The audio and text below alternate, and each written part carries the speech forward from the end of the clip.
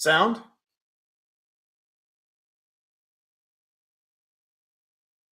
Do we have sound now? Cool. All right. Thanks, man. Sorry. I'll go over all of that stuff again, but you want to make sure your C clip seats properly and that that your CV does not separate from your axle. That is a bad thing. We've blown out, believe it or not, a bunch of these. Had Ralph Shields blow out a set, which was pretty cool. That's pretty cool. I'm sure some of this grease is still from Ralph. Yeah. So what we're gonna do, I'm gonna save the grease because I'm gonna do the other side and then grease both sides at the same time. Just, it's gonna be a mess. So I'll try and limit my messes. I have my stuff saved here from when we took everything apart. And actually, that one, that is actually for this axle. So I'm going to build this one quick. It gives me a chance to redo the C-clip stuff with you guys too. All right. So we have our C-clip, which is this little guy. And he goes on our axle right here in this little notch right there. And just be careful when you put them on. You can use your hands, just don't get your gloves caught in there or anything like that.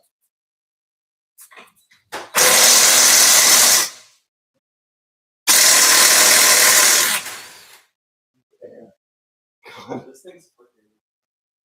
Is it? Yeah, to go grab then. Okay.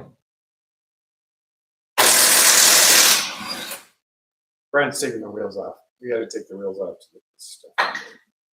So just help this C-clip over the edge.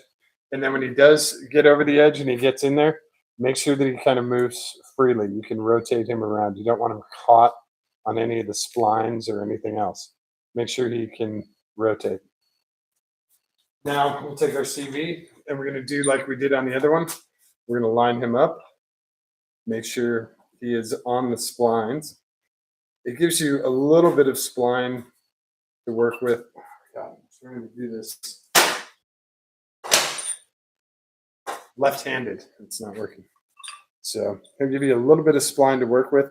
That way you know you're on there. And you can also check it by trying to twist it. Now we're going to come back over and we're going to set it on the ground and do the rubber mallet again. Get that crappy gun out of the way. Whenever I do lug nuts, I just go to the air. You want to keep this kind of as vertical as possible. And again, it doesn't take much. There it goes. And then you'll feel it. You'll feel that C-clip slip past. And it should be a nice snug fit. Now there's no way I'm getting that CV off of there. And you can still see some of the splines right here. So there we go. We have our new CV on there. And it's pretty smooth. It's a little rough, but that's why we're going to add all that grease. So this is our other end, which actually goes into the transaxle, transmission, whatever you want to call it.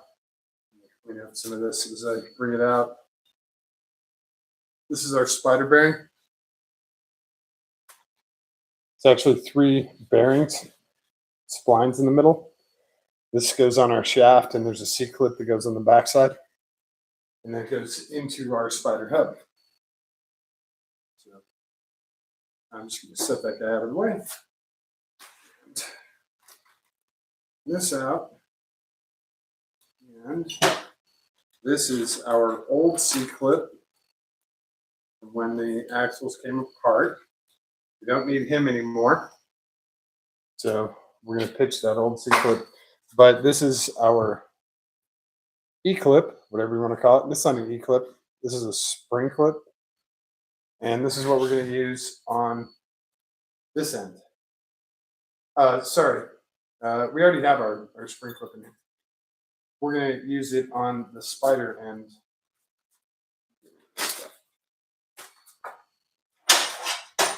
I'll just show you guys how it works. It's a lot easier. Clean off some of this grease and get it out of the way.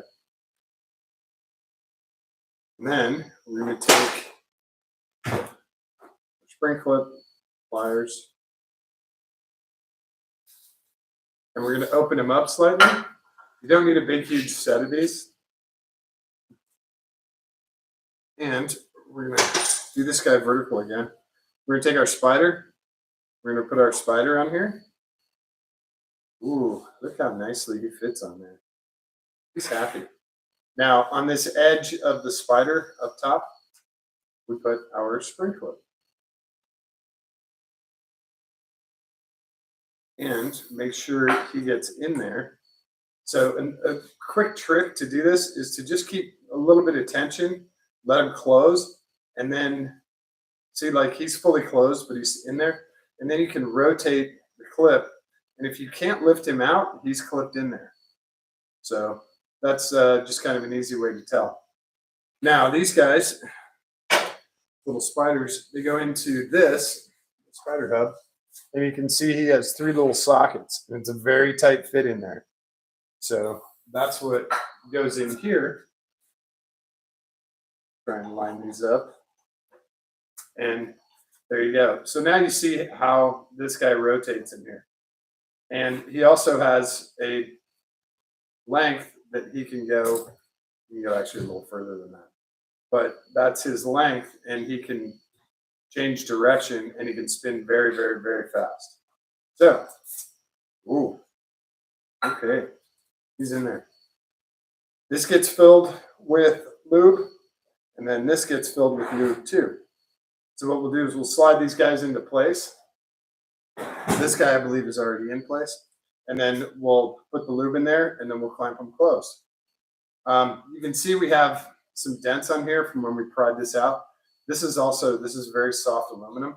This can be just hammered back into place. It's not super crucial. If you get a brand new one, they'll be perfectly shaped. Oh, here's our other C-clip. So you can just use a rubber mallet and brass hammer, whatever, and just shape that. It's just a dust seal. It's nothing huge. Now, again, you have a spring clip up here, but this one goes into the transaxle. And you'll have that on this other one too. Cool? All right, so let's put some lube in. Now that we're all super gross, like I said, this stuff goes everywhere. So paper towels are your friends. I'm going to make sure this boot is on where he's supposed to be on. And he is. He was. Now I'm going to pull him back.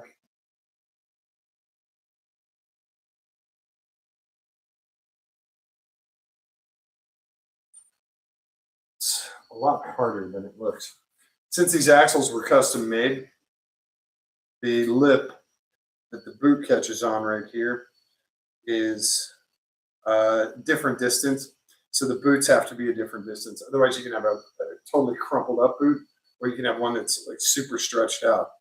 So we got them as close as we could to the original, but still, you kind of get some smushed boot. Well, this one will expand a little, so he'll be about right there, something like that. This one will be a little bit expanded too. So let's add some lube. This guy has a little notch, and you can just rip him a little far, but it's okay. And do him vertical again, and we'll just peel the boot back, squeeze it in. Remember, he gets all of this, so you can toothpaste it if you like. And if for some reason you don't think it's enough, or you want to use a different lube, you can, but I always recommend using whatever comes from the manufacturer. That is usually very, very good stuff. They don't usually screw around with that. And you can put it on from one side, it will work its way all throughout.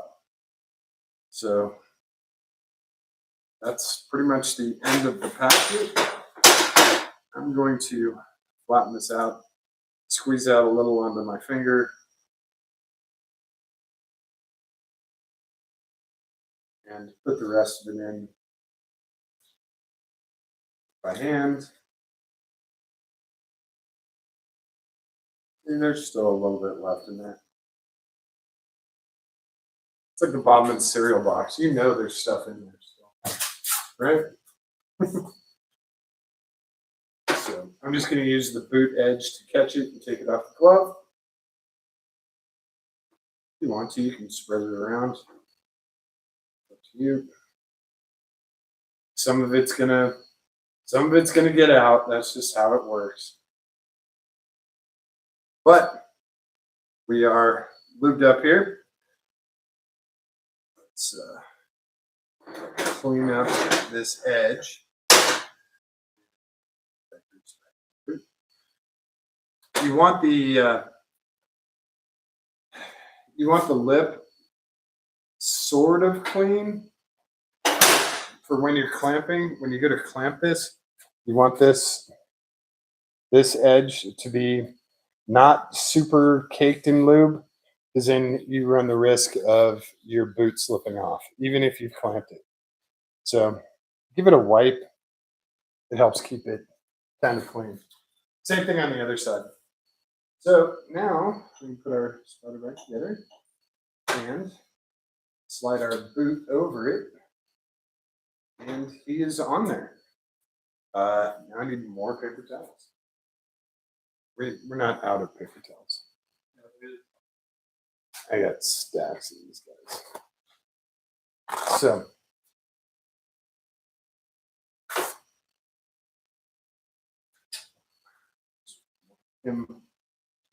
stay together while I clean them up. There he goes. There's one side done. Grab another packet and lube him up on the other side, and then we'll do the clamps. You can do the clamps right now if you want, but for you guys, I'm just going to do lube and then clamps. So again, we pour it into the boot, and it will eventually make its way into the CV, into all your ball bearings and all of that.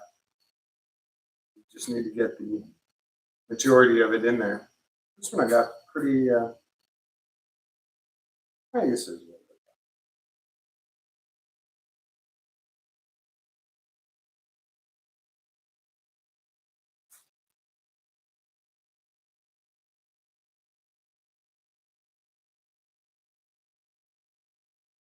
Okay. Back grease. And these CVs for this are made by a company called The Best. And since I have excess here, I'm going to throw some on these guys. So start off smooth. The Best makes really, really nice CVs and hubs, and they do a lot of really nice stuff. Just going to do a little pre-pack here.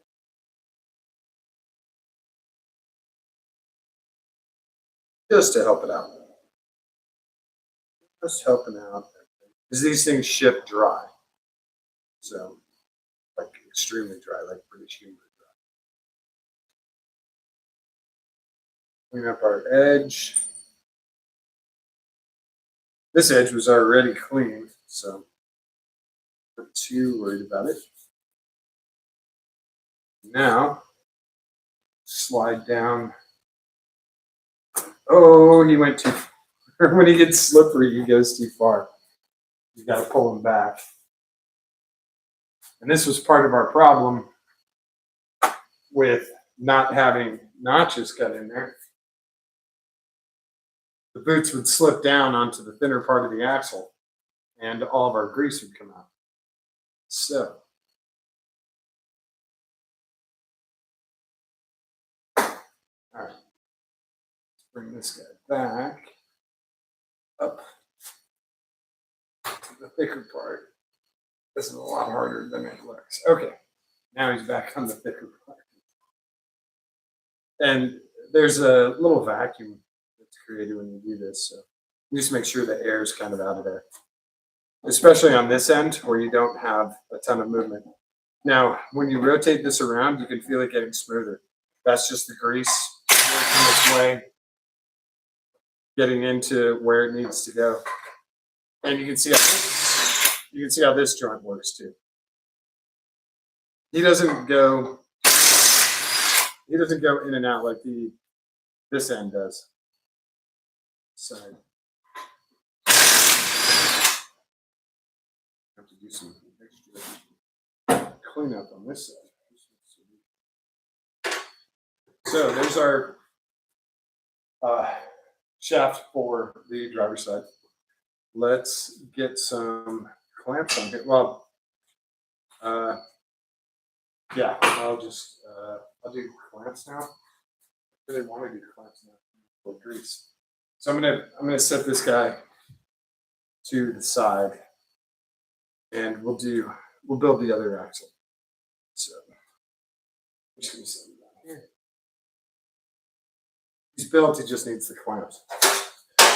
This guy, we've got our right here. We already did the C clip on this guy. We need 2 packets of lube, right?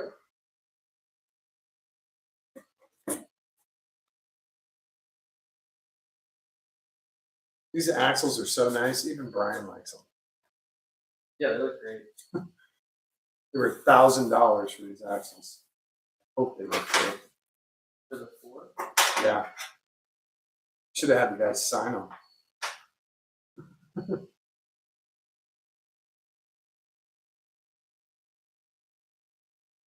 So, God.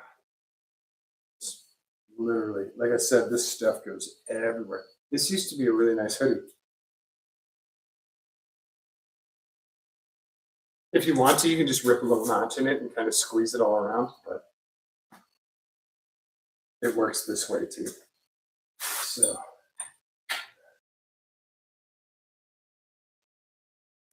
God, these new boots are so tight. I don't know if I'm going to be able to move this guy.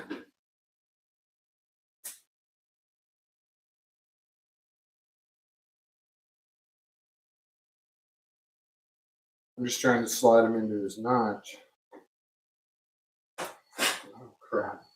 This is the problem. It's all wiggly.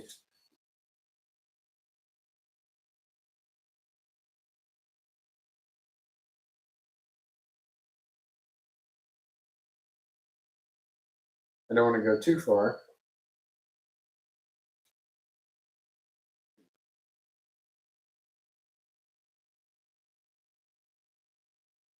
I think. Back. Just a touch. So now he's in there. Now I can pull the boot back. Put all of our grease in here.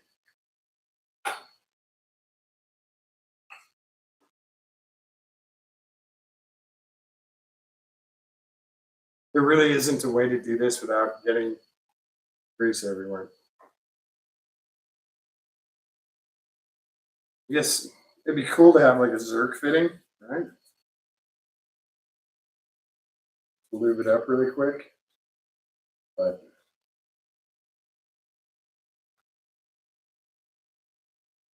this works good too. Get that drawer closed? Nope. Right next. Oh, I just dropped the screwdriver. Oh, I thought you slammed the drawer closed. I feel like slamming toolbox drawers closed. I don't know what that is. Some sort of weird satisfaction. So again, I'm just going to preload the balls and stuff here. God, this all sounds so phallic and so terrible. But just to make sure we get, doesn't go into the car totally dry. But the other one, you saw I wiggled it around and worked pretty good. So just doing the same thing here.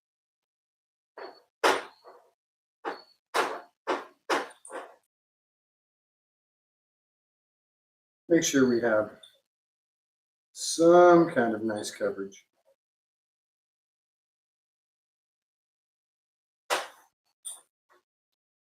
Yeah, there's a big glob right there. Stay in there.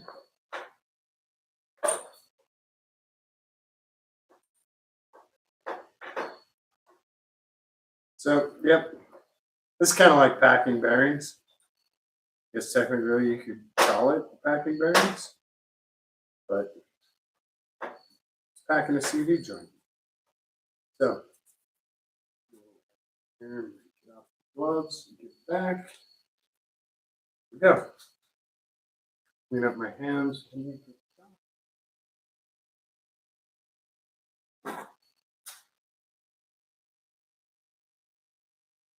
And press the boot on, up, over, and clean them up. This guy's on too.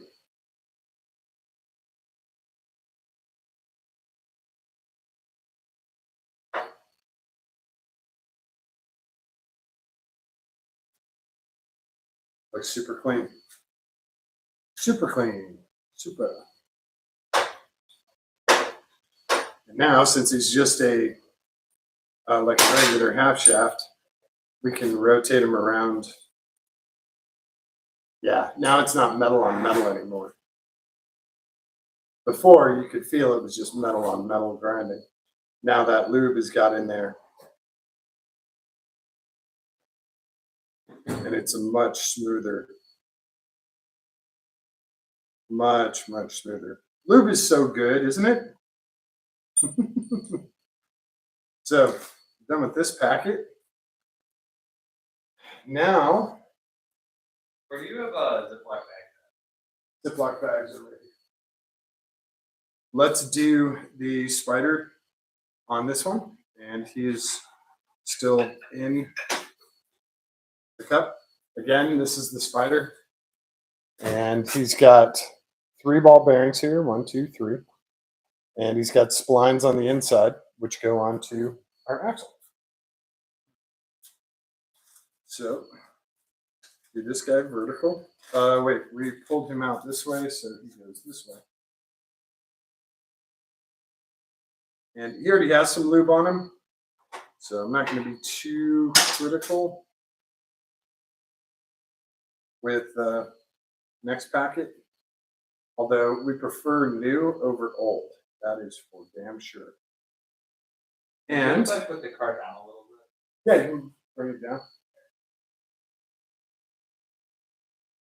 Again, here is our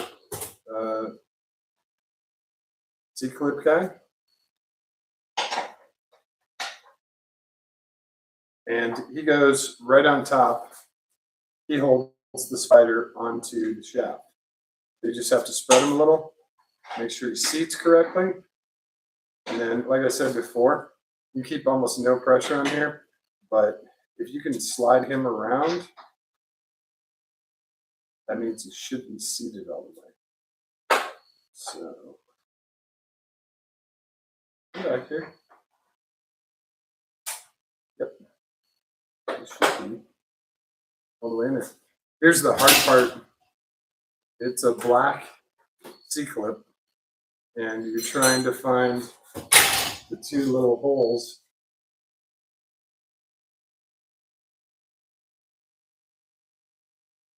for the C-clip that's covered in grease. That's hard. So we're just going to double check this guy. Yeah. So like right now, I can slide them around and I can't lift. I'm pushing with my thumb up on the spider and I can't lift him off. And this guy spins and stays in place. That means he's clipped in place and you're good to go. So next part is we will add lube. Now you can add it to, with this, you can add it on either side. I just want to see how much is in here. Yeah, we're okay.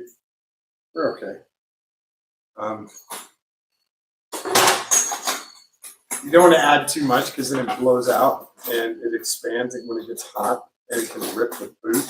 So we're going to add about 3/4 of this bag. And I know that the lube in here is only 1 race old, 2 races old.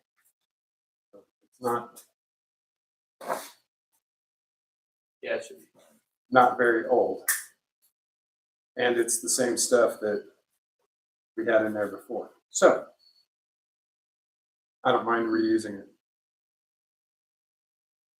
Is this one not notched? What? They didn't put a notch in this one? Come on, it's the best. What the hell? No, they didn't. All right. Scissors it is. Quality control, I swear. So since all of our mobile stuff, we'll just put it in the, set this down, and we'll put it in the cup. Because all of our moving parts are kind of in here. And this kind of gives you an idea of how much stuff is in there. I would say it's enough butter for 3 slices of bread. How's that? Per season. So there we go. That's a lot. I got a bunch left over in here. That almost made it into the trash can. Now, take our guy here, and also if I did this, that spider would fall off if it wasn't attached correctly. Sometimes these ball bearings have favorite slots they like to go in. So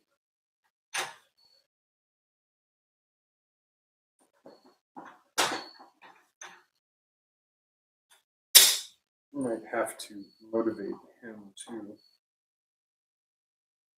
Let's bring him down here. I'm just going to do a gravity thing. There we go. So now we have our main shaft and our intermediate shaft. And we have lube in here, and he's not completely like filled to the brim. He's got a bunch of extra, so I'm not too concerned about wiping away any extra, but he's in there.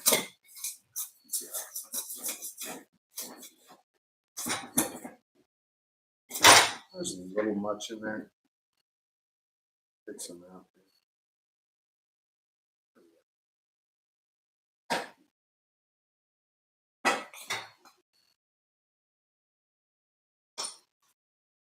Yeah, that should be plenty. Okay.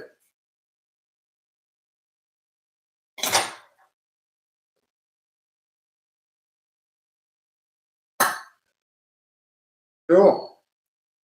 Okay. Now, out of the way. Oh, we did lose a little bit over there. Get this cleaned off before we put the boot on. Can I think these 2 things really allow you to move this enough to get the Yep. I mean, didn't move very much. Yeah. And it really did not flex a lot. I'm trying to remember off the top of my head, but yeah, I think that's correct. Now we can slide our boot on. There we go. We have built new axles. cleaner here.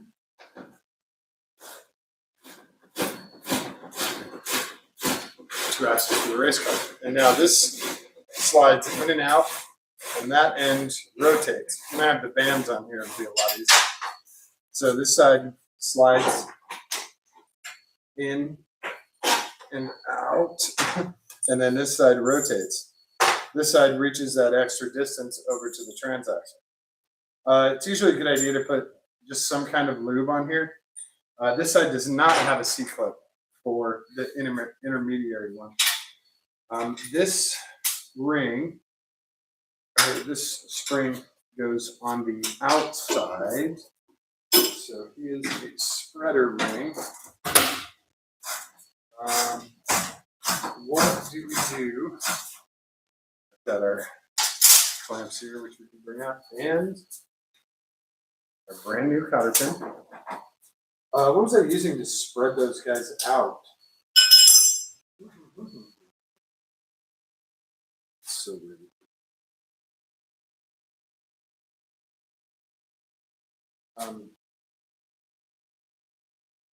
Let's spread it out.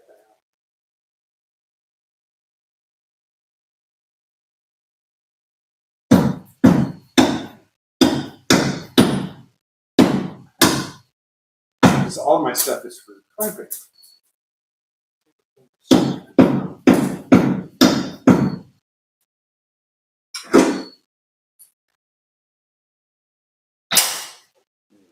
Doesn't matter. I'll just use my fingers. So he'll go right here inside the housing that's up in there. I'll bring you guys closer when we install this guys. So staying on there. Oh yeah, it's just a little bit of grease on the outside. Okay. Done with this, we're gonna wipe up our grease here. Brush. Here. Yikes. Okay. Lost that. Oops. Oh, over my own feet.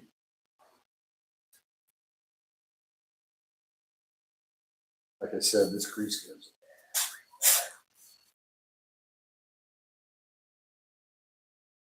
everywhere. I'm gonna do that in Gary Oldman voice. Everywhere. Oh no, that's that. Clean off our C-clip tool. Leftover stuff over here. Okay.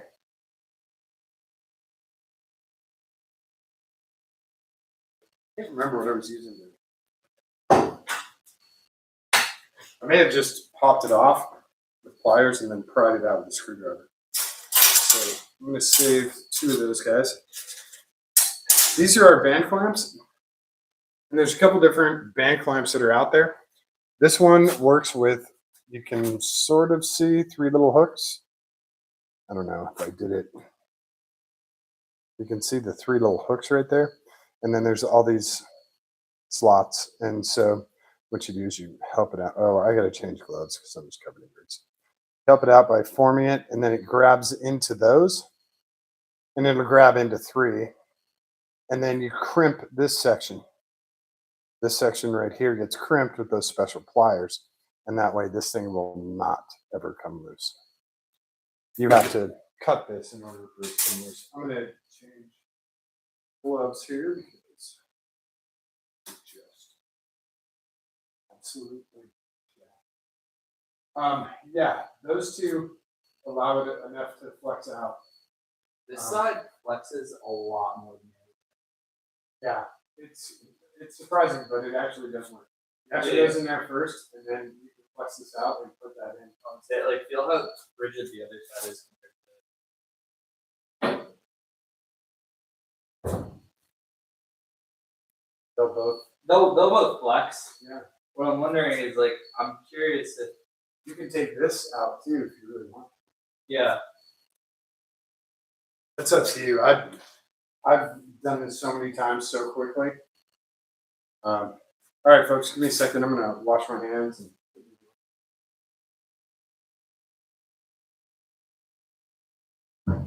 yeah, it's not that bad. I mean, I can do it in just a few minutes. And remember that the axle fluxes, you know, it curves pretty good too.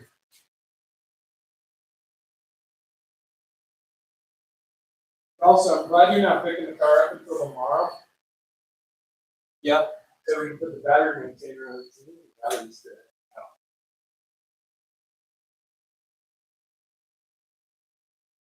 No, I think this is still tight enough. I was just curious if this got messed up when it got hit, because this is the side that would have gotten pushed a little bit. All the suspension is still straight. I mean, it still- didn't drive weird afterwards. So Let's not forget. Thank you, Rockstar, for keeping me alive this week. All right. Just a moment. The bathroom break and then we'll.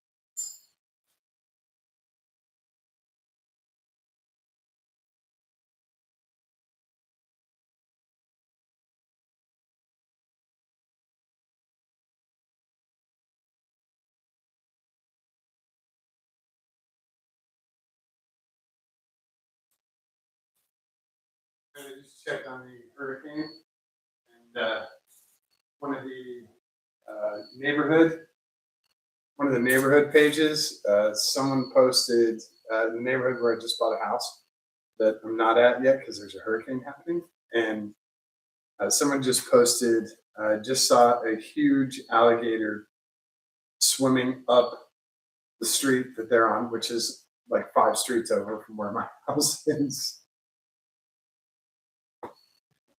Okay, that's part of the deal, right?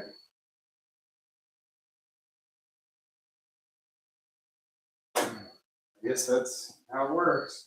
Where they are all over the place. Yeah. People didn't seem to be afraid, they just kind of live alone. But it is one of those sort of disconcerting things. I talked with, when I was down there looking at the house, I talked with the guy who lives across the street. He's a retired Marine. By the way, there's no such thing as an ex-Marine. It's only former Marine. Just a little life pro tip for you. And he retired there a few years ago. Lives in the house across the street. He is actually on the canal. He's on the water, and my house is across the street from him.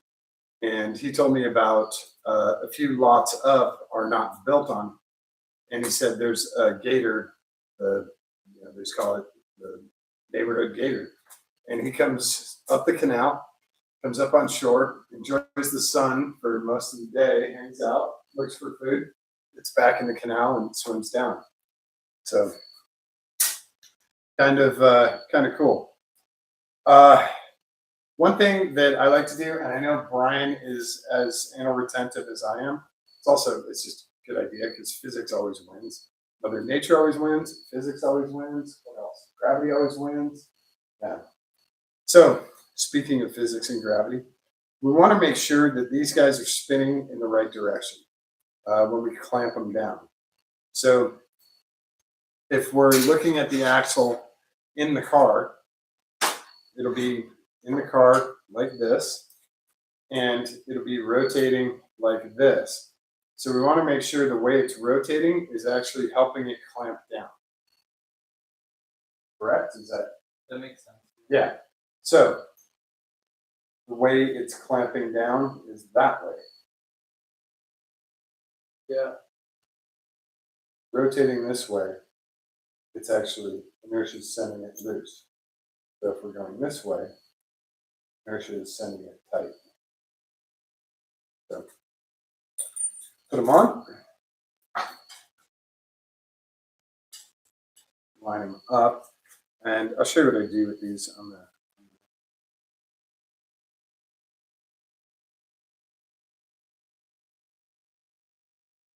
Get it in the tightest notches you can.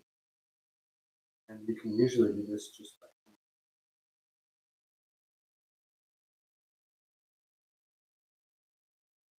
that. You're in the track. Those are the tightest notches by hand. Then we use our pliers or our tool, and we'll try to get our fingers to work. And then we'll clamp it like this. I'm holding down on the splines that are in there, and I can see I have a little gap. Let's see if we can make up that gap. Everything's very slippery still.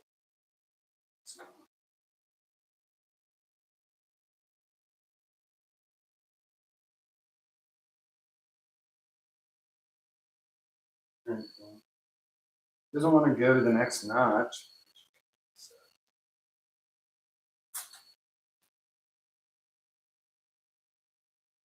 There we go. Now, as this guy closes, he's actually going to hold down top of that. Takes some pretty good force. Close this, crimp him.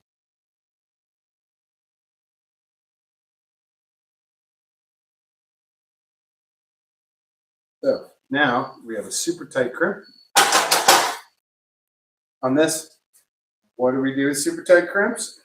Stay there. We're going to help them out. We're also going to keep debris and stuff from catching on this. And we're just going to give them a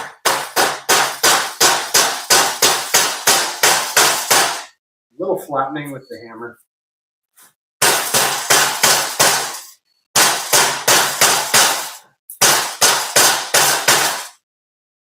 Also more aerodynamic. Yep. One clamp done.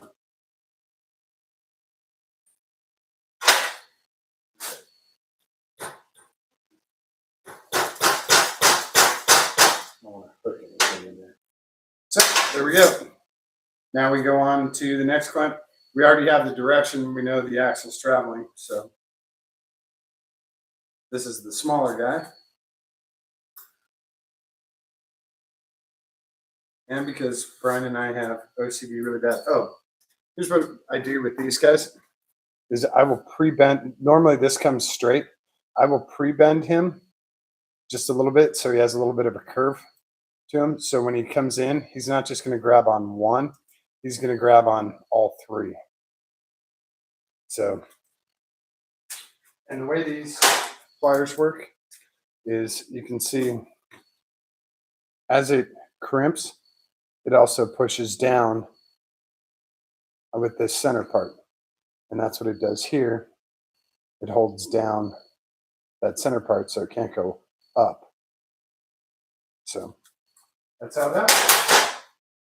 So now Brian's as OCD as I am. So what we're going to try and do is we're going to try and line up our two crimp marks. Not easy to do, but we are professionals. Well, you get paid to build race cars. I don't. I don't get paid to build these. Right. Hey, I get paid to build cars. you can call them race cars. It's okay.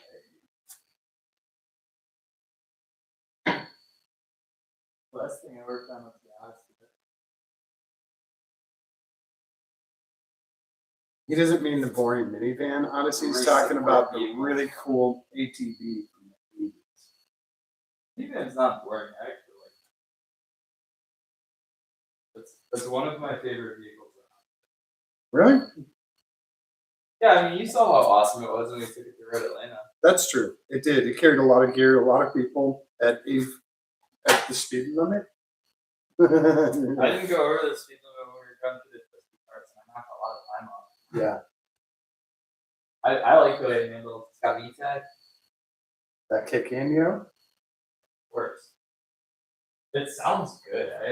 I like the way it sounds. I think I got the crimps pretty darn close here. Yeah, they're a little bit off. That's all right. I'm going to do the same thing here and give this guy a little help. Oh, he popped loose. Damn it.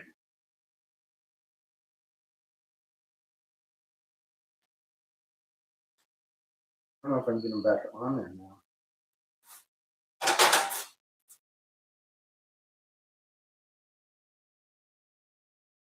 It's just so hard when the gloves are slippery.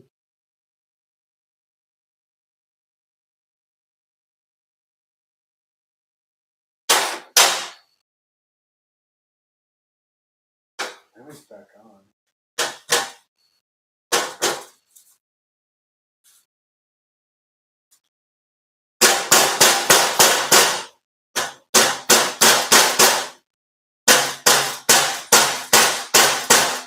There we go.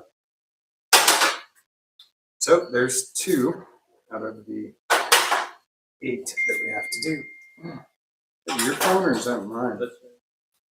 Oh, it's Bob Oakman. Sending me a message.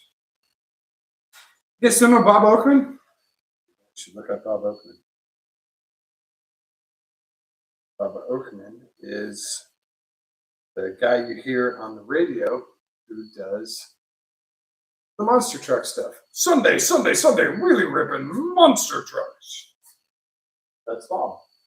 And that's not his fake voice. That's his real voice. When he calls you, it's like, hey, Kevin, it's Bob. And I'm like, yeah, I know. It's like if Darth Vader calls. I know it's Darth Vader. I did. Which way are we going here? This way again?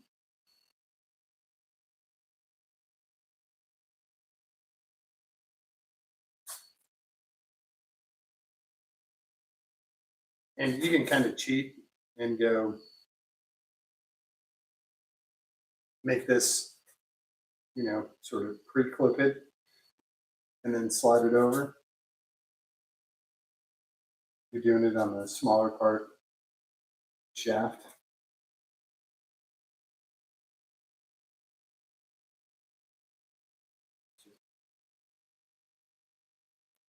And all right, let's see if we can back here, buddy. Let me get this crimp lined up. Whoa. This is the problem because all this stuff wiggles all over the place. No, I needed to sort of stay put. Just all right.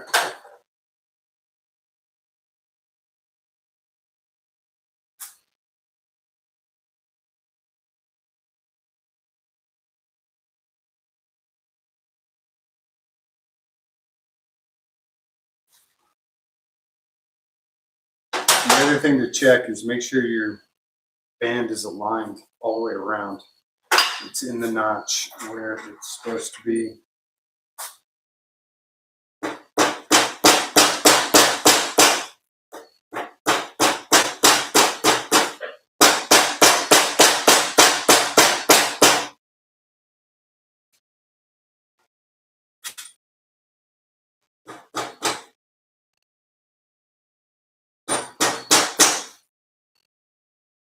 Cool. 3 out of 4.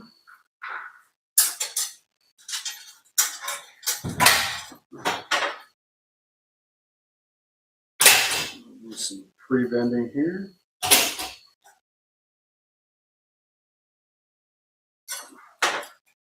This stuff is not light. These are solid steel axles, and the custom axles are actually very heavy too. That just means they're good, right?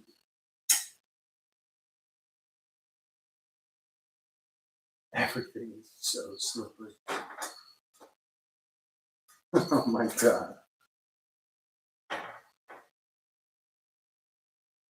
Trying to keep everything in line in the track while it's still covered in grease. Yeah. And now, I can't really do that.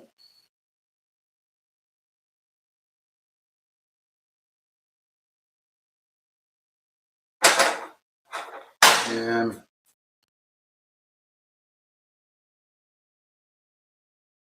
fingernail.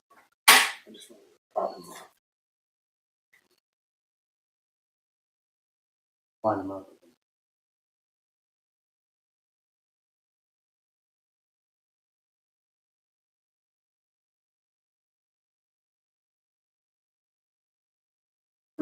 Trying to squeeze this and it just comes right out.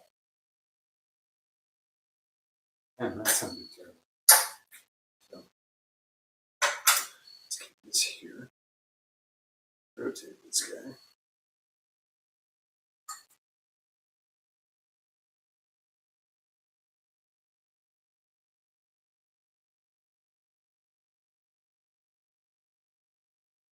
Yeah, if you guys can, go check out Bob on YouTube. He's got a whole bunch of really fun stuff. He did some stuff for, I think it was Exxon a few years ago. It was very fun.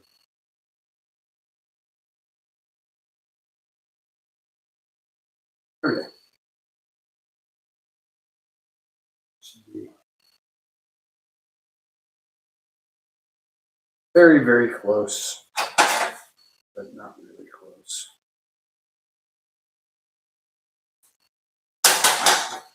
I am struggling with this one. That is for damn sure. God.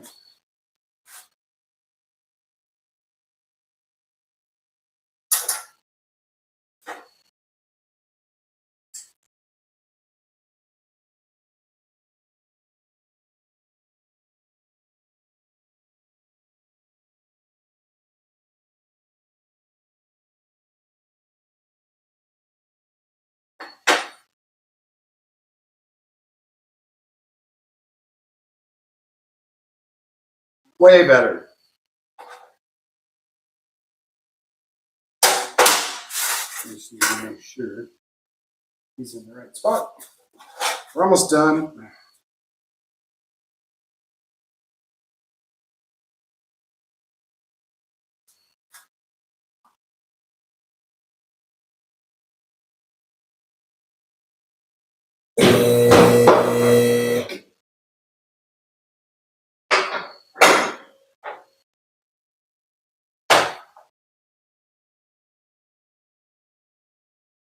Cool.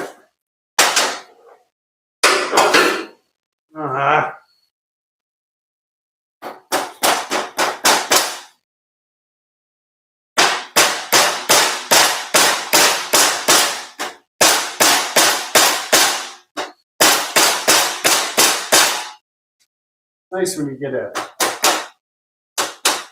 really even crimp, but sometimes it offsets. There's one axle done. And lower this down a little bit. yeah, the spring goes on this side. That's where the groove is. So he's on the outside. So the spring comes on this side. Oh no. Goes on the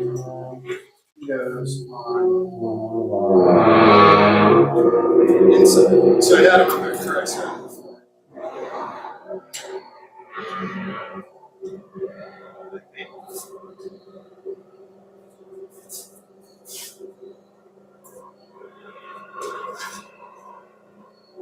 One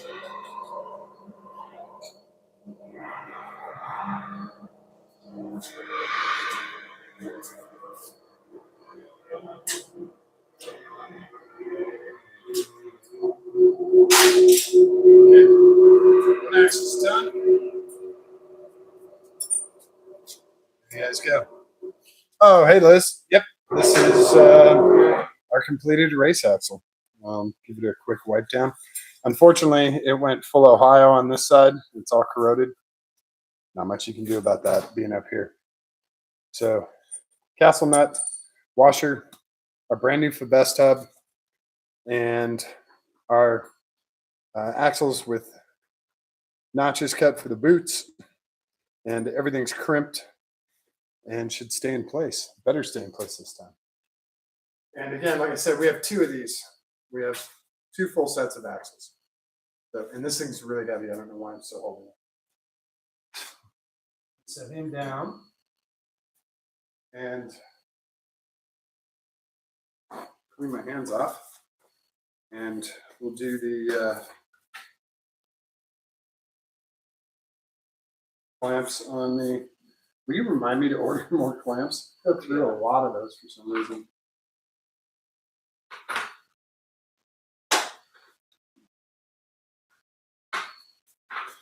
We'll do them on the other axle here. This axle looks a lot cooler, doesn't it? Just because it's only the 3 pieces. And since I have the hammer out,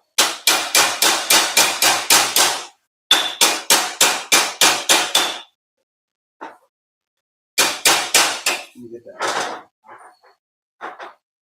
dust shield.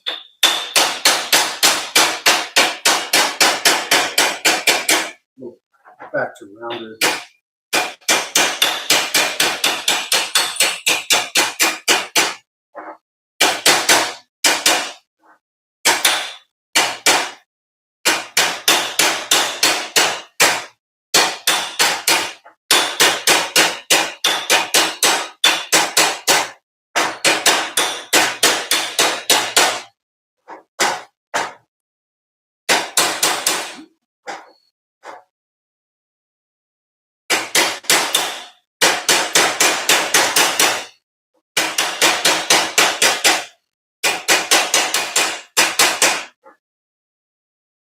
Now, race cars, the dust shield is not like super crucial. You're not dealing with a lot of salt or sand or anything like that. But it is nice to have that just in case, you have rubber that gets in there, any kind of road debris. That always sucks. So let's get our next set.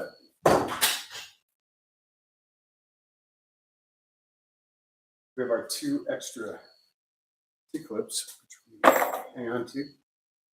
Our clamps. And almost forgot our big ass cotter pin. I don't know where our other cotter pin went. So again, we're going to do the same thing. We're going to look at this, how it goes in the car, and which way it's spinning. And since we did the other side, it's kind of easy to figure out which way. You just do it the opposite direction. So we're going to just turn the axle around and start from the opposite side and do boot slipped off, and do it the same way. So that's why you have the boot on there.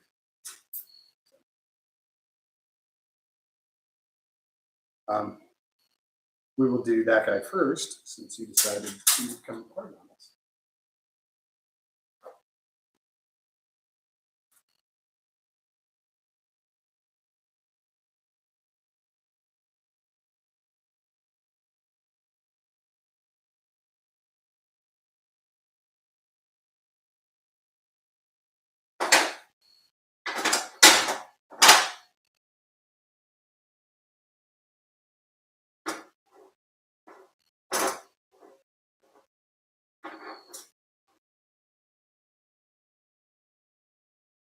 There we go.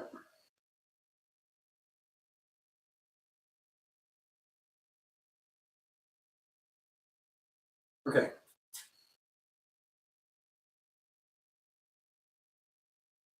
Rebend this again. A couple of bends just to help it out. I don't want to lift too much on this because then the boot will just come apart. We need to make sure that this guy stays in the notch. And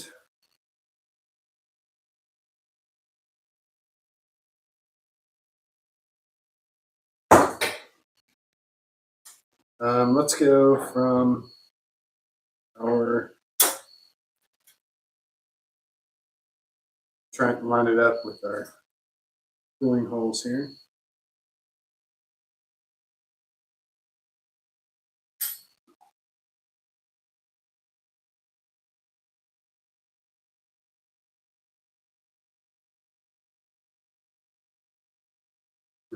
Hand just slipped. Okay. That, in theory, very nice.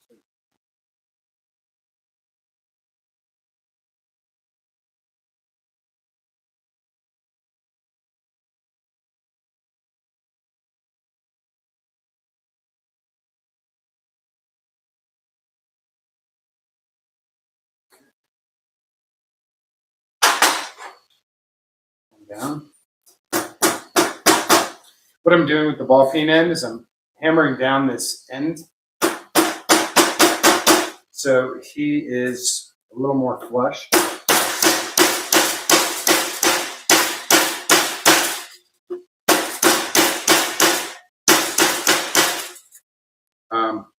Because he tends to stick up a little and he can catch wires, whatever. It's kind of a pain. So again, come back here, rebend this guy a little bit. See if we can line up our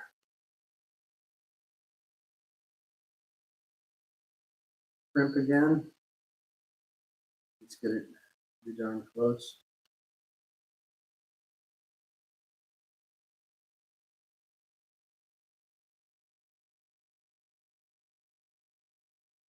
Oh yeah, it's a good one.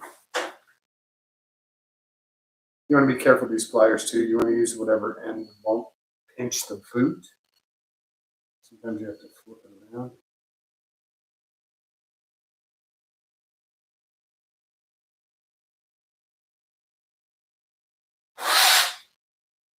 Just be smooth with the crimping pliers.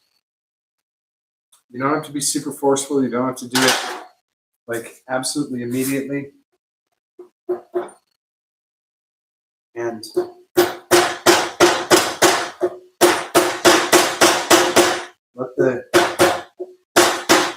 let the tool work for you. Don't try and overdo it. Look at my other, did I lose him? Powder pin's down here. Oh, there he is. Powder pin. And we'll pre-bend this guy a little bit to help us out.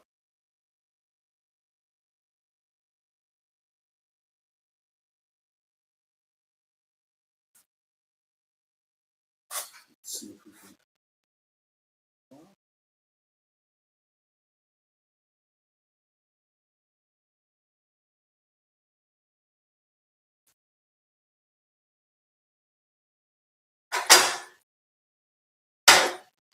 Now, in theory, these two guys should have the same amount of open notches.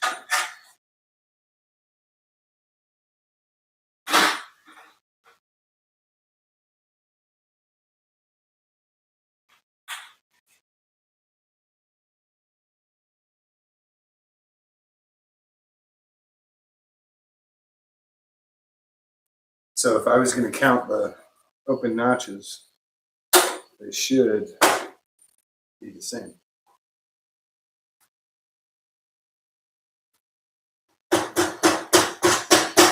Oh, these look so nice.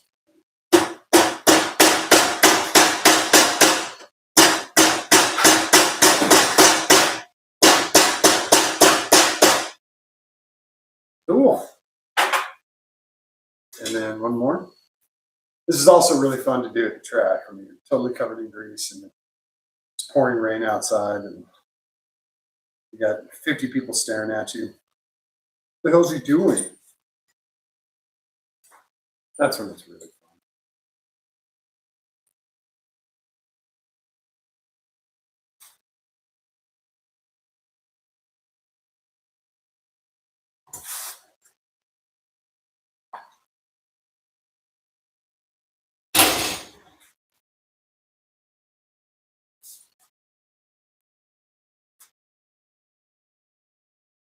God, why is this sticking to me? It's driving me crazy.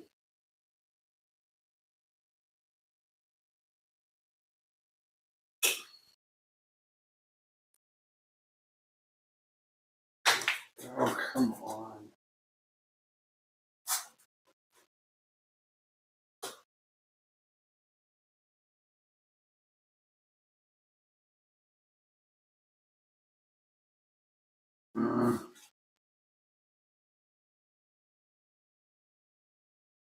There he goes. That's a tight boy.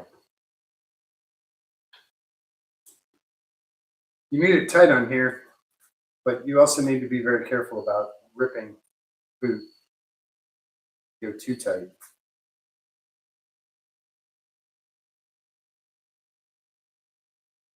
Again, just nice firm squeeze.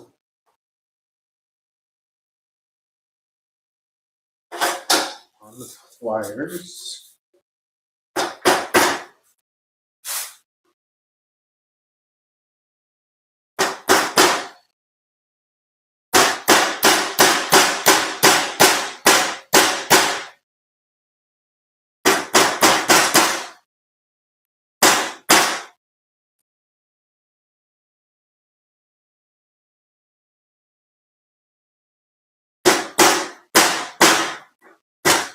See, this one I don't. Oh.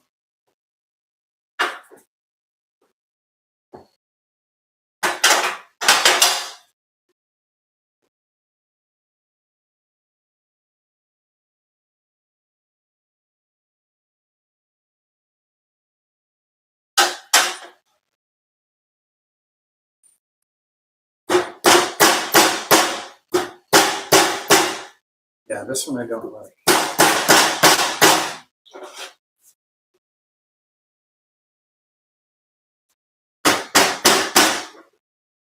It didn't crimp. Right. See what I mean, Brian? I crimped only to one side. If you look at it from the side. Yeah. So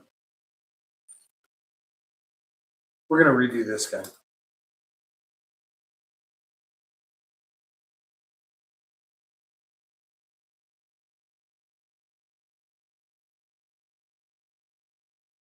He probably would have held fine, but, and I'll pull this off and I'll show you guys what I'm talking about. And sometimes it does this and it's a pain. Gotta recrimp it. See how he crimped only to one side? See that? There you go. So this side can easily lift up and he can just fold back. He's got to be digging in on both sides. So fortunately, we're going to do the other. I dig them up here and I put them away already. Now, would the trunk release in the car work if you hooked up this thing? I think so. The cable? Yeah. I believe so. I think we unhooked it for safety.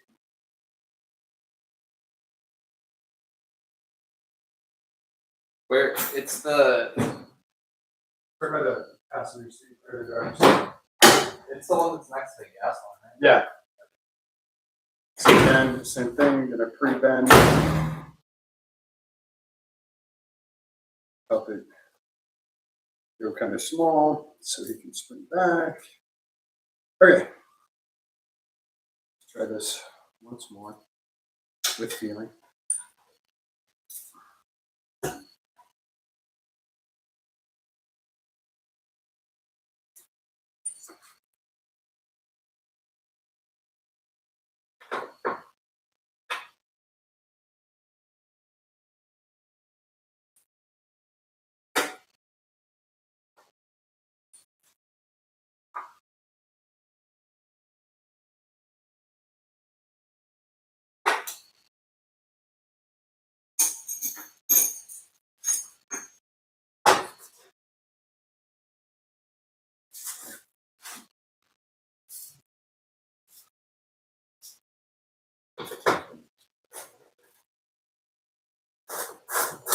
Yep.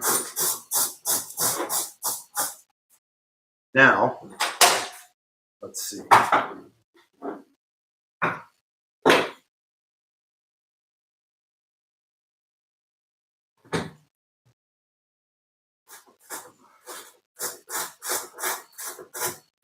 Oh yeah.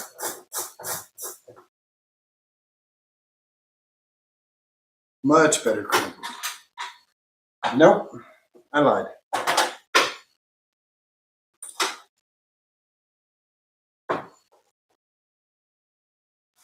So hang on.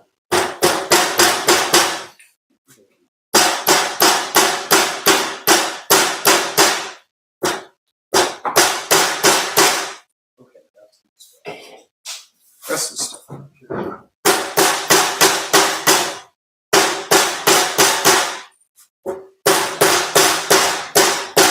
Okay.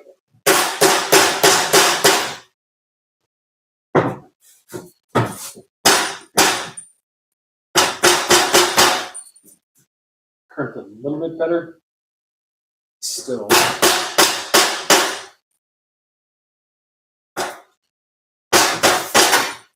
God.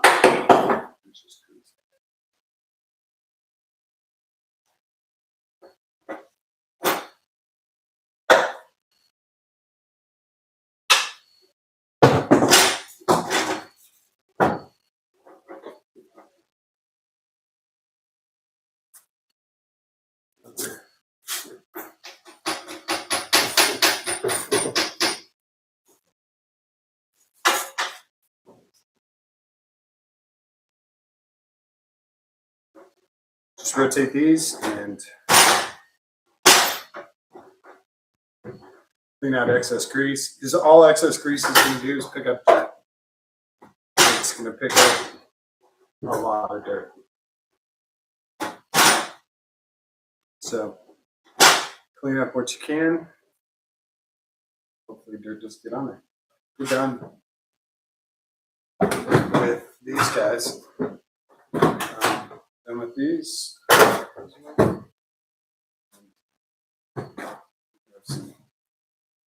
Now action.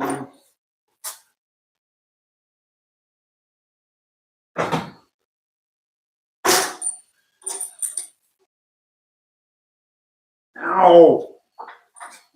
Damn it. Hurt myself with my own crimp.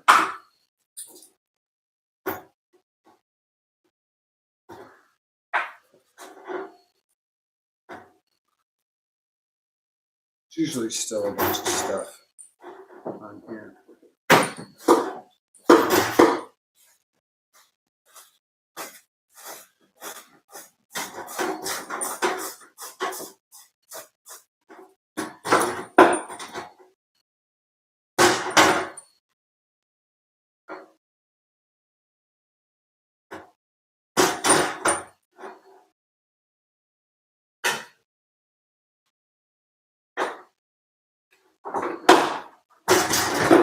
So here's something also to look for is the offset. So sometimes you can see the band is a little bit offset right here.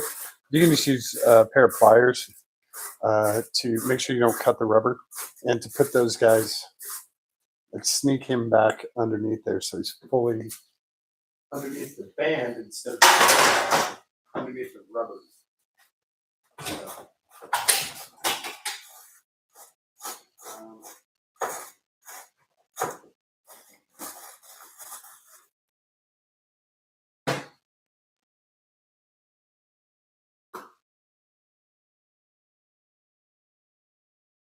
That's all it takes.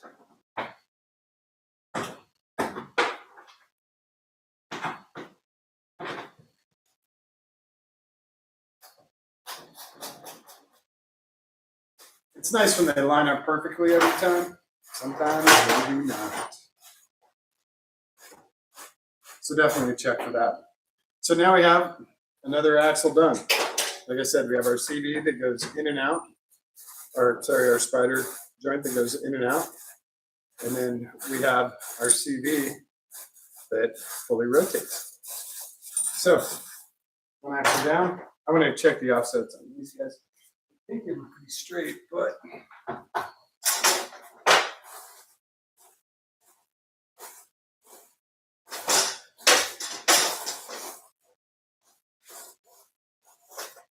Yep, those guys went on straight. No problems. So we'll get this excess stuff cleaned up here.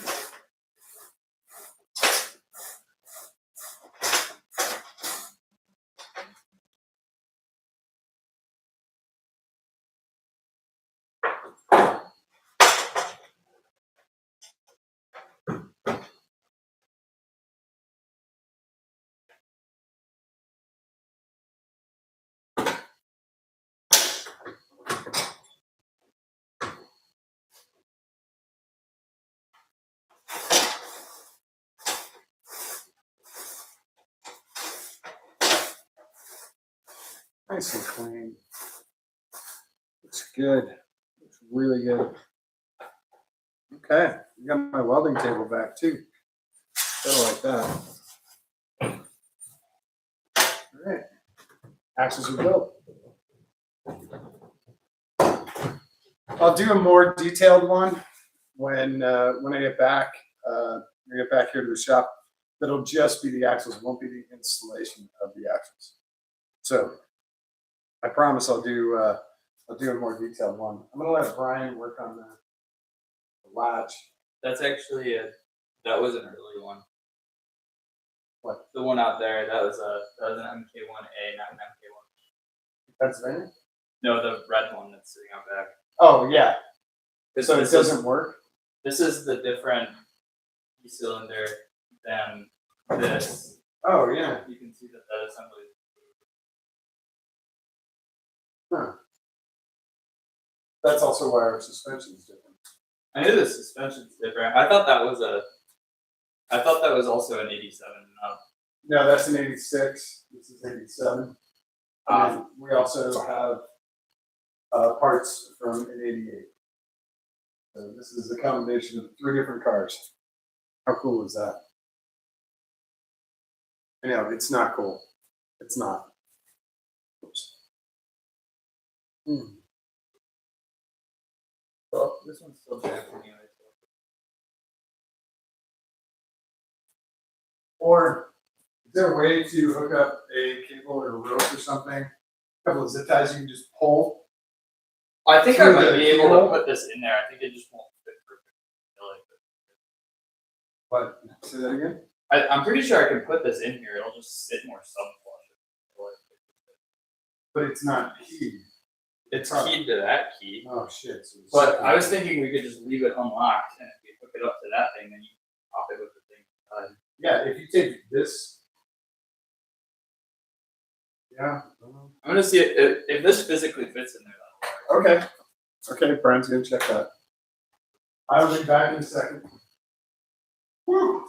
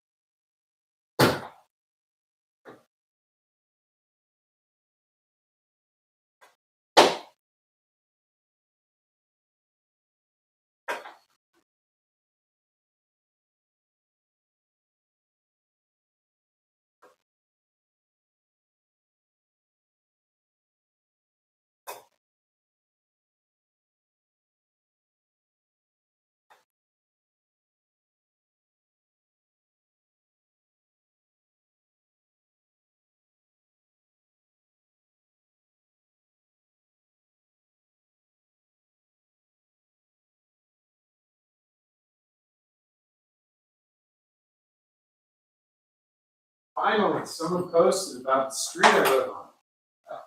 Finally. And I think it's my neighbor across the street. Can you pull that trunk release? I want to see what this is. The short one or the long one? Oh, wait. It's the. I think I was pulling the wrong thing. Where's the. One's for the gas cap. Oh, so it is that.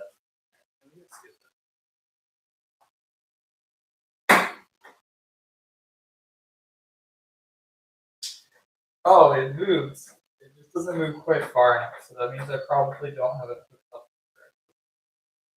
And our gas door is not hooked up. The gas door works. I just did that.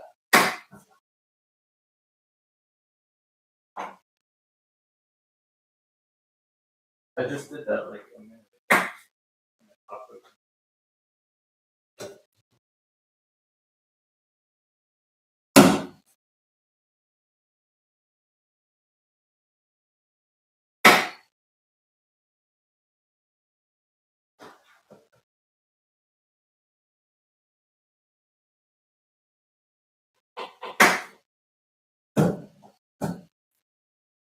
What's new? It literally just worked. That's the same cable. So yeah, I just heard from. Oh, there's like zero resistance on that. Yeah, it's unhooked somewhere. One of my neighbors who lives on the street where I just bought a house, and he said water is up 2 to 2.5 feet. So I'm actually okay at my house. I was watching, not watching, but I saw some of the other posts from people throughout the rest of the neighborhood. A lot of the places are a lot lower. They've got water in their yards and stuff like that. So yeah. You want to do these axles quick, and then we can screw with this? Or Yeah. whenever you're at a good stopping point. Right. And you can tell people on YouTube what you're doing. So. I don't know exactly what I'm doing. Perfect. Brian's working on the trunk release. In the accident, we don't know what happened, but the key no longer works for opening the trunk. So we've been using a pair of vice grips to slide the lever back and forth. We reach in through here and get to that. So Brian's trying to get rid of the vice grips. He's trying to save weight. He tries to bullshit me about, oh, it's not very aesthetically pleasing. He's trying to save weight. So he's trying to work an older version of the lock in from one of the old cars to try and get the key to unlock the trunk versus the vice grips holding on the rub. Now we have a new issue. The gas door isn't working. So did you unhook it at the? I didn't touch anything at the gas door. I don't know why it's doing that. Like Okay. I just opened it successfully and then closed it, and now it doesn't work. Okay. That is going to make it difficult to get gas in. Yeah. So we have an issue with the gas door. Take a look at that right now. Clean the crap off the bottom of this light.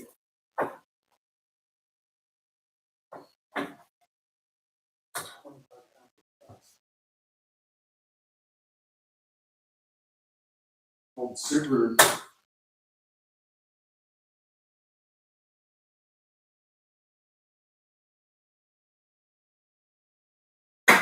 Gas door cable is still hooked up here.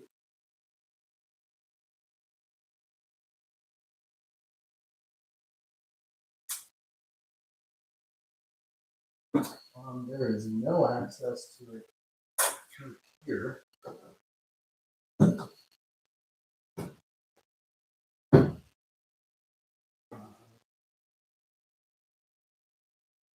So, I don't know.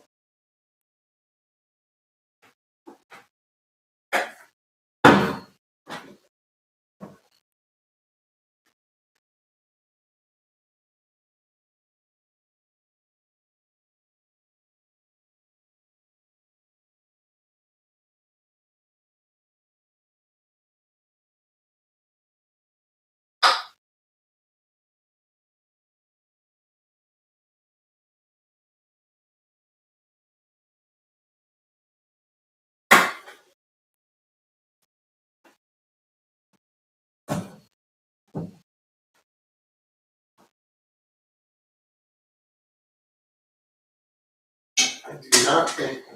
Well, it comes. Mission Bay.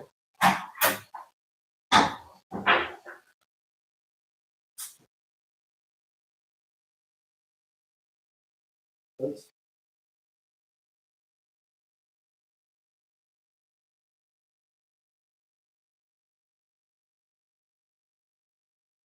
But no.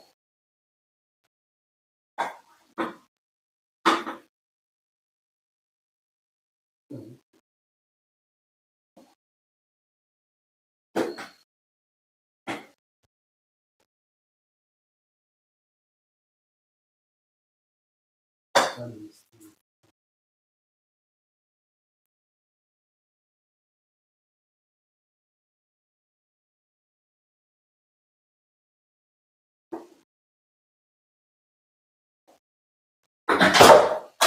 The gas door is actually inside.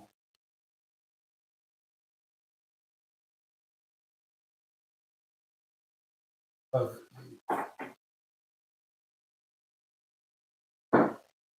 the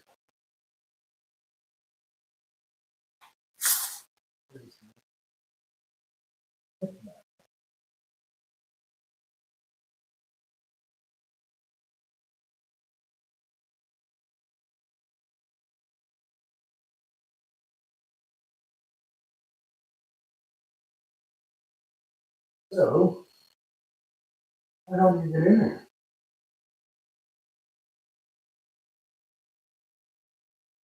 Have to have it open. No other way in.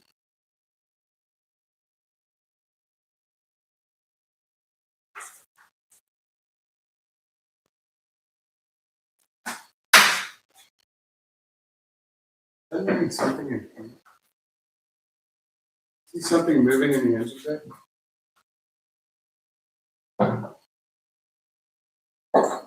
Yeah, the cable's moving.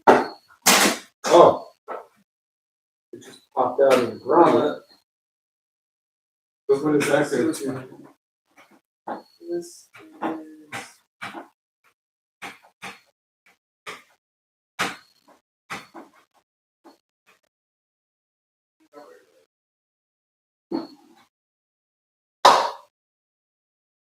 Is that the trunk one that you're moving or the gas door one?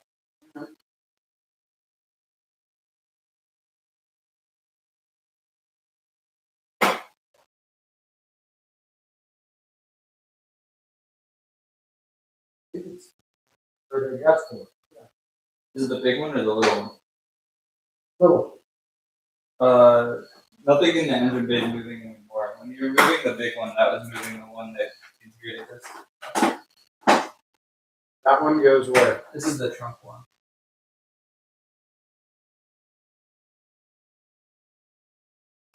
Okay.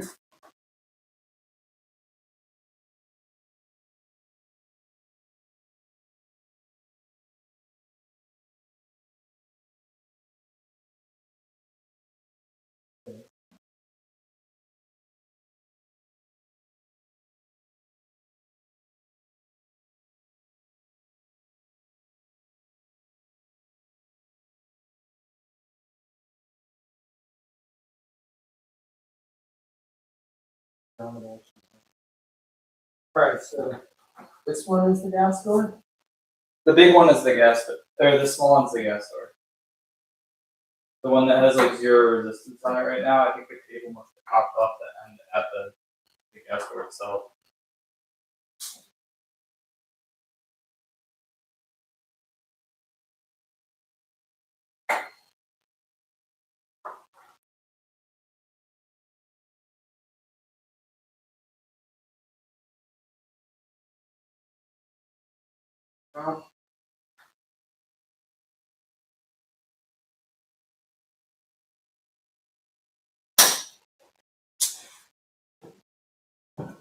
Did that just pop?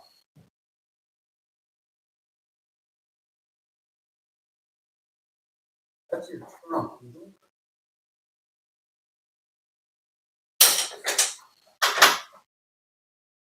Yeah, that's the trunk cable. That's the big one. Small one is the gas door. Yeah.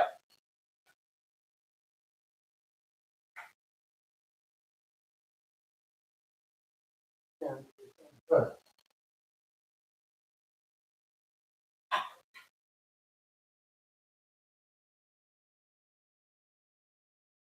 Come back here.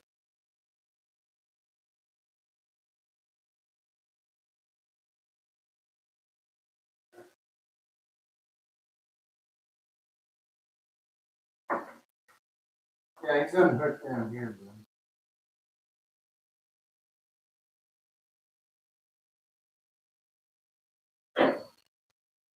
It unhooked inside of the car. Lever.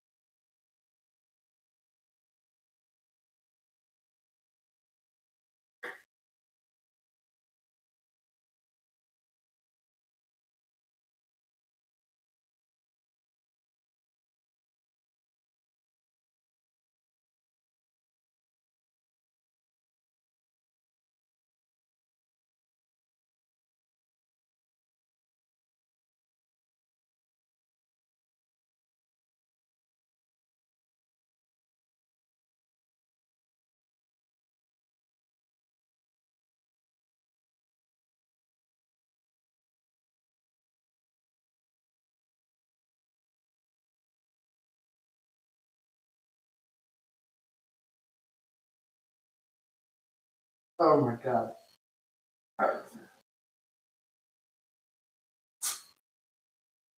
What a mess. What a mess. Can you help with it? No, I need that.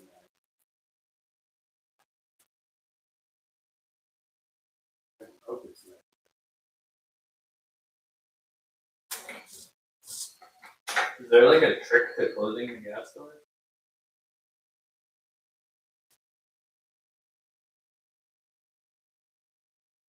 He's a little corroded. Let me say. A little bit of corrosion on there. Oh yeah.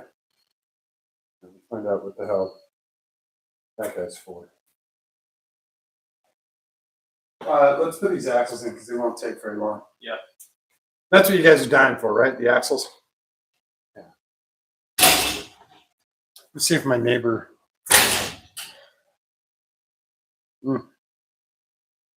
Sent him a message, so we'll see what he has says. Turn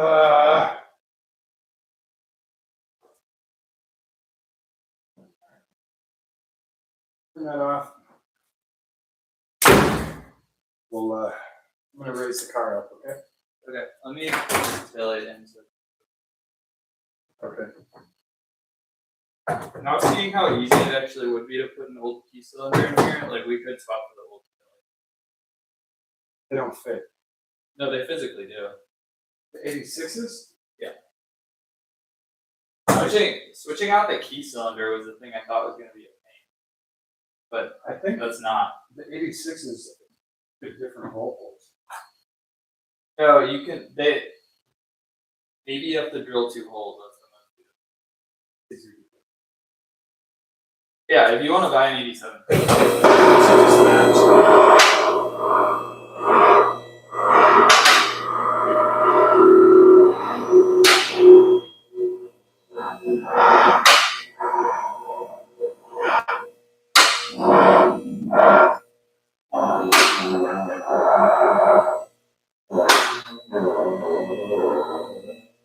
This is the fun part, right?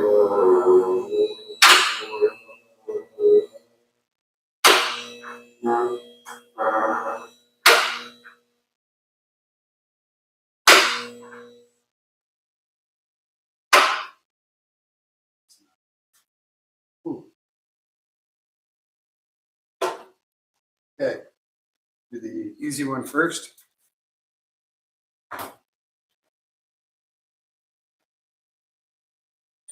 Pick up our castle nut.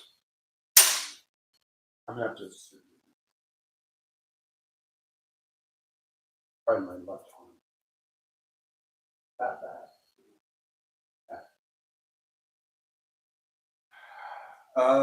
Just wanted.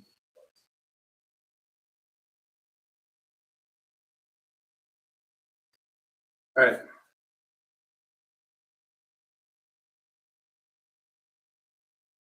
You got a light? Oh my Christ.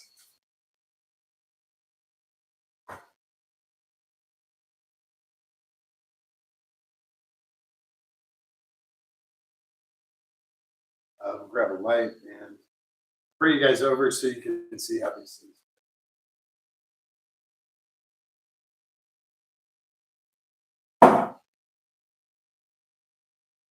So I'm going to move this out of the way.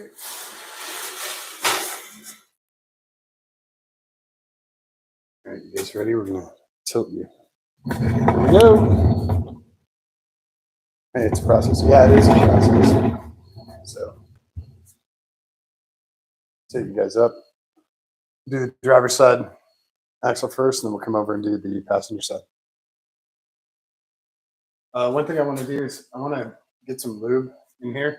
Just going to do some quick WD-40 so we have something in there. Do you have like anti-seize? That's what I usually put in. Yeah. Heads up, watch out. It was free. I just wanted to help those axles Yeah. slide in. Okay. You have like the silver anti-seize? Yeah, it's in the supplies drawer down there. So There's some. first section, this guy goes into the transaxle, and then this guy goes into the hub.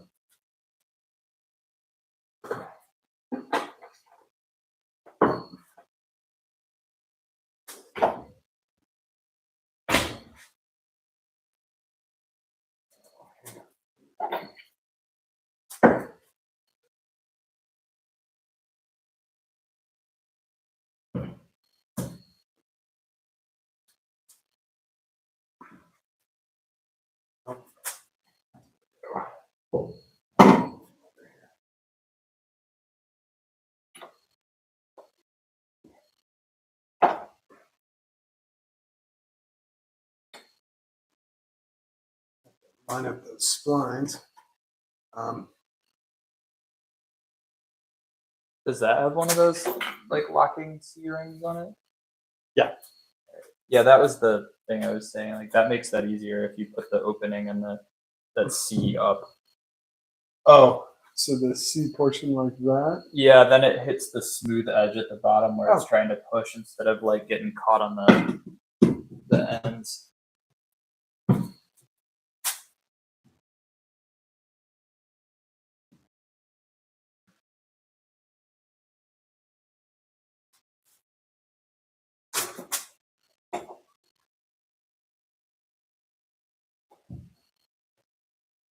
Trying to get the splines to line up.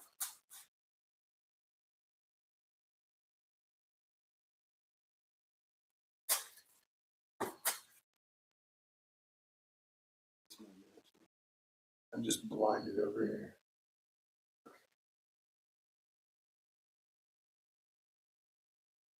Okay, he's on the splines.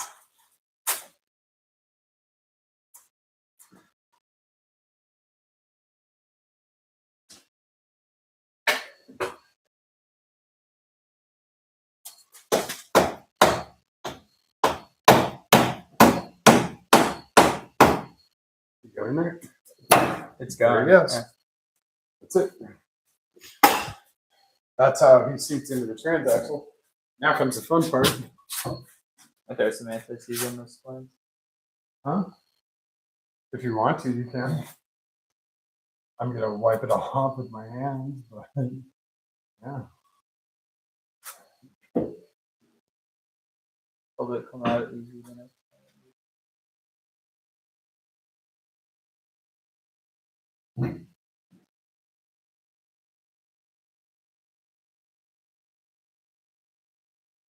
Cool. So how did I do this?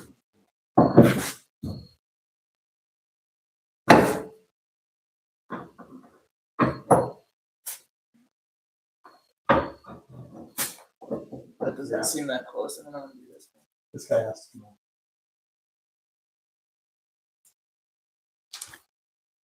Okay, so in the meantime, while Brian's taking that off, I'm going to take you guys over to this side.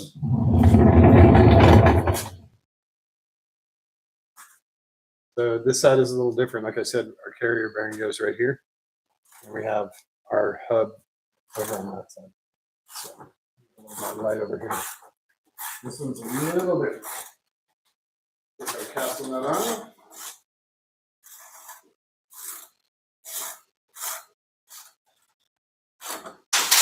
Washer.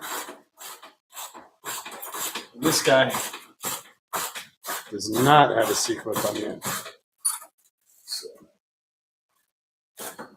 he goes up and through.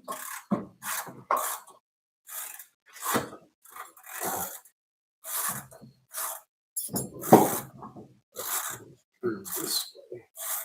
You caught on.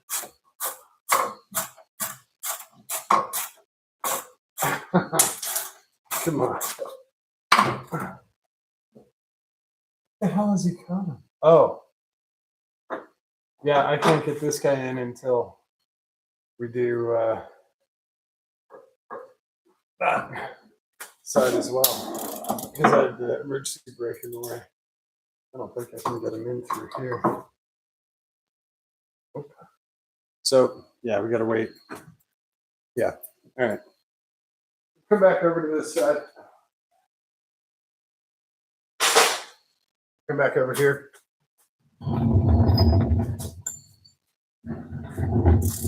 We'll put the axle in the hub.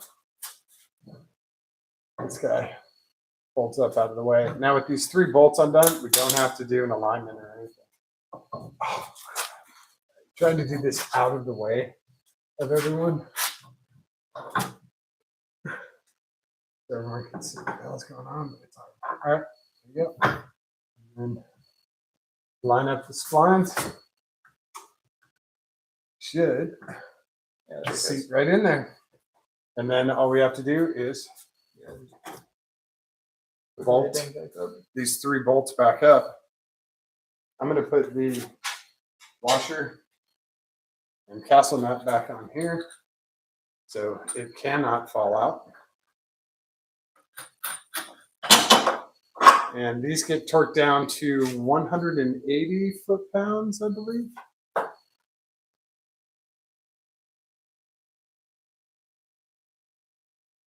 So yeah, you can see this lower control arm and this trailing arm. This trailing arm has a bushing on either side and a bolt that goes through. This one, he's the harder one to align, but bolt should go right in there. Yeah, I'll get these all tightened up.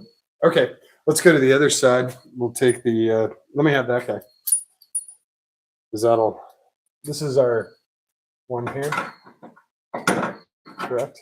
Yeah. This is the one that, go to buddy, just say that. Yep. We had the fixed factory nut on the backside of this fail. He scored us a nut and bolt that fit perfect in the middle of a torrential rainstorm at like 9:30 at night. All right, let's do, we take that one apart? Yeah. And then I'll get that axle in there and do that snap ring. So that's how quickly the axles go in.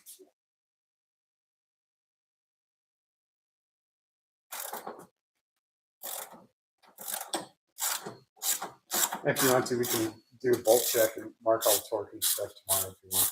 Yeah, I can just torque them right now. Yeah.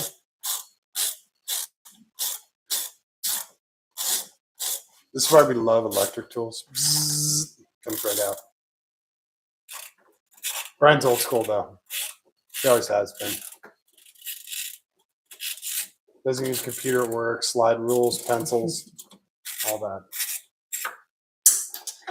Oh, the captive nut is off. That's not actually captive. I know. It's That's a really funky design now. so. Right. This guy's even weirder because he's heavier.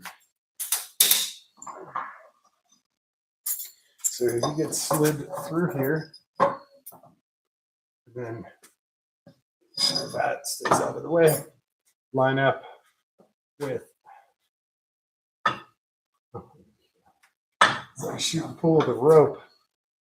Line up that end with splines in there. Oh, come on. And carrier bearing here has to go up, and there he goes. Now line up with the splines, and he slips right in. There's one axle kind of in.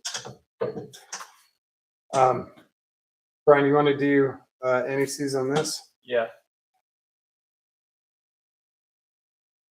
And then if you can pull this out of the way, I'll slide them in there. Hopefully you guys can still see. You can't see jack because I'm blocking all the light here. Sorry, this is metallic. So we have our trailing arm, our lower control arm. All this stuff is loose. And our front control arm, the front trailing arm, I don't know what you call it, lead arm. Corrosion never stops, man. I should take this car with me.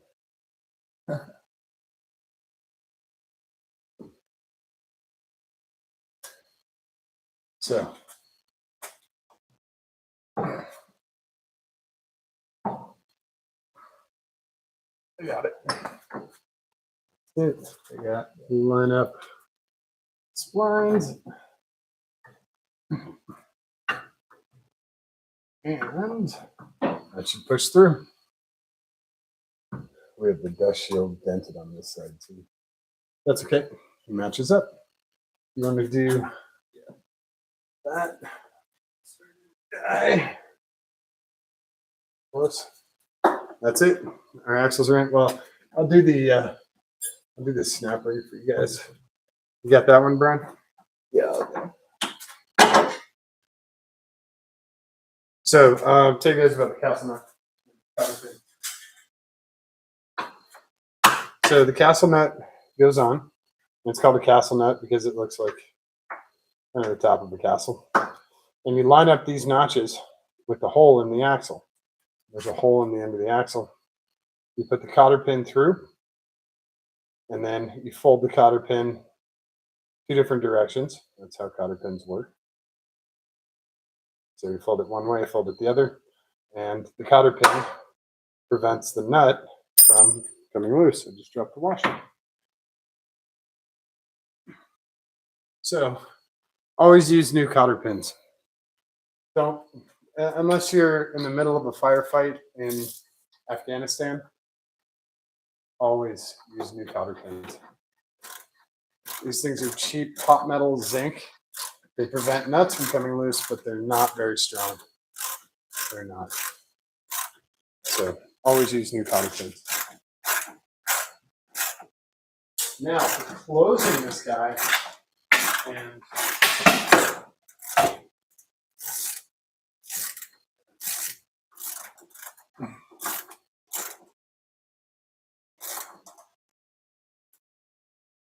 this is that big spring clip. There's a kind of a trick to this. I'm going to steal this light for a second because there is a notch for this over here.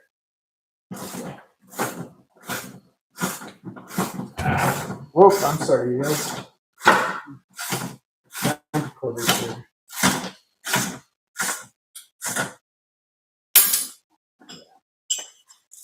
It's upside down and left-handed.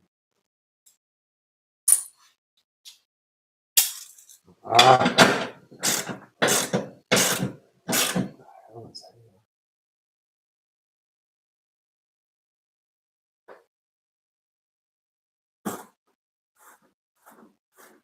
Okay.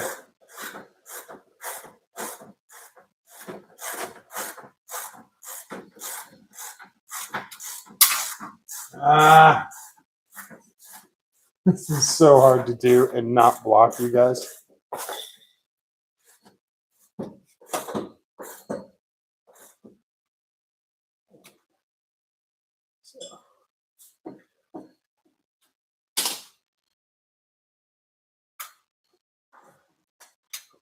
Oh.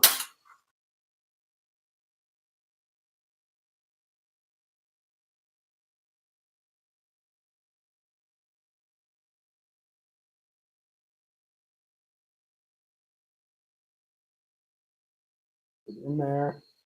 That side is in. I can't really tell if that side is seated. Sorry. I didn't mean to bonk you guys out of the way.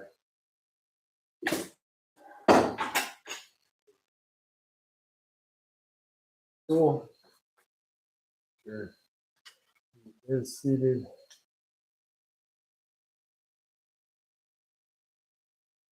And he is. Yay. All right. So there's our spring clip that's now back in place. And he's holding our carrier bearing from going left to right, so he can't slip. So now we're all the way in. Put our dust shield back into position.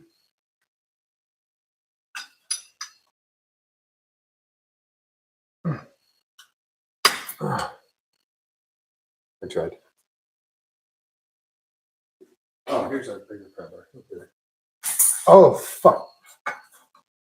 I will tell you right now, Brian, one of my biggest pet peeves is shit on the floor. Yeah. And that is all of the tools that were needed for the back. no, I know. You know what that's from? That's from, I can't see it. Yeah. I literally can't, even without glasses or with glasses on or without glasses. When I'm standing right here, I cannot see my feet. I can't see my heels. I can't see all this stuff. So if I have something really small down there, zing, it just takes me right out. Yeah. And having a little brother doesn't help with any of that. Axles are in. You guys like that? And these are super duper ultra badass race car axles. We're pretty psyched about that. All right, I'm going to move this out of the way so we can stop kicking tools around and bring you guys over here. Yeah, if only all axles were so easy going in. That's very true. Usually axles are not very easy. Usually you have to use a lot of pry bars and yank stuff out. It's a big mess, but we've gotten pretty good at these. At the track, I can do it in 5 minutes and swap out axles. So like I said, I don't want to be good at it, but I am. When I know where the tools are, I can swap stuff out very quickly. Hammond hides the tools. Sit there for an hour.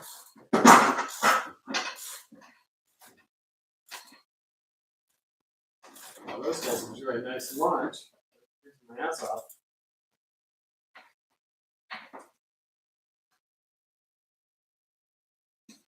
On this side, we still have our captain nut.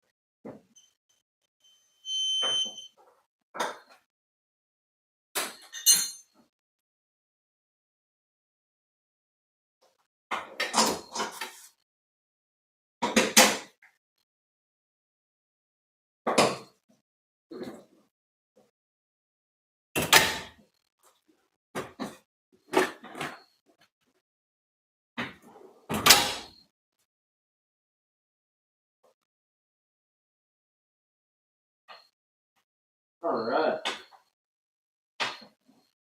They're bolted back up. You're ready to start.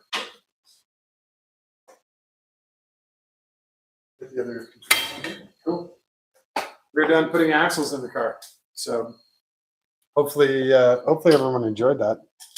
Yeah, thanks. So that's not an easy task, but it's definitely something we needed. Now we can actually drive the car.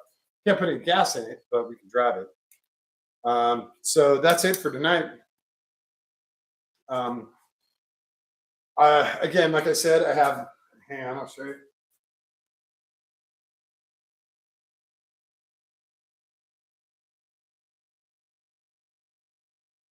I have another whole set of axles, so I'll do a much deeper tutorial on how to build these guys. And I'll show all the rings and all the clips and everything like that, since we missed out on the first part of it here. And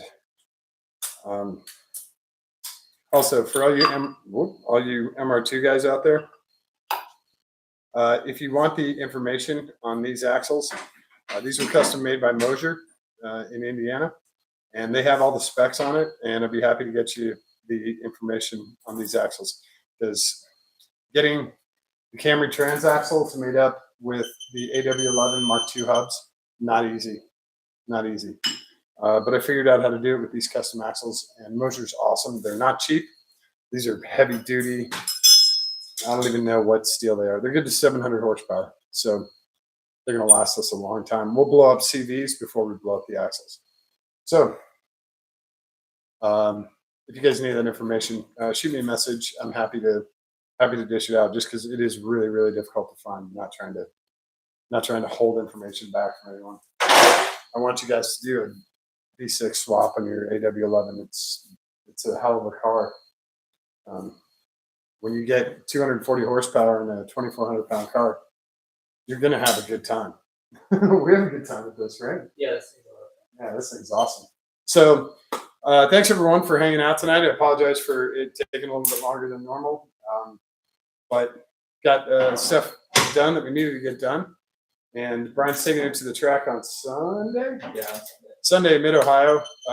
It'll be up at the track, so if you guys want to go up there, you're welcome to check it out. He'll have the number 777 on the side, and can't miss a white MR2, right? Yeah. I have all these cool new colors. You didn't want to use any of the new colors? I don't know. Oh, of course, dude. That's where I got them. Now I got to open all my paint pens so that I can use it. We got cool colors.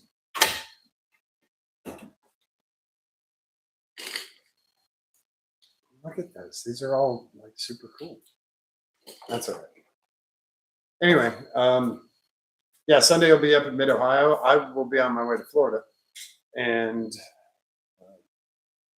that's kind of where we're at. We're just gonna get the car ready for Road Atlanta. You can do some shock adjustments, brake adjustments, all that fun stuff, and we'll have just an amazing car ready for Road Atlanta. So thanks everyone for hanging out tonight. I really appreciate it. If you have any questions, comments, whatever, shoot me a message. I'm happy to help out. And don't forget to show someone that you love them today. Give them a kiss on the cheek. Give them a kiss on the tip of their nose. Hold their hand. Give it a squeeze. It's really important for them, but it's far more important for you. All right. Thanks, everyone. We'll see you soon, probably from Florida. All right. Thanks, everyone. Have a great night. I think you just like the sound of wrenches hitting the floor. Yeah, if I had like a table, it would be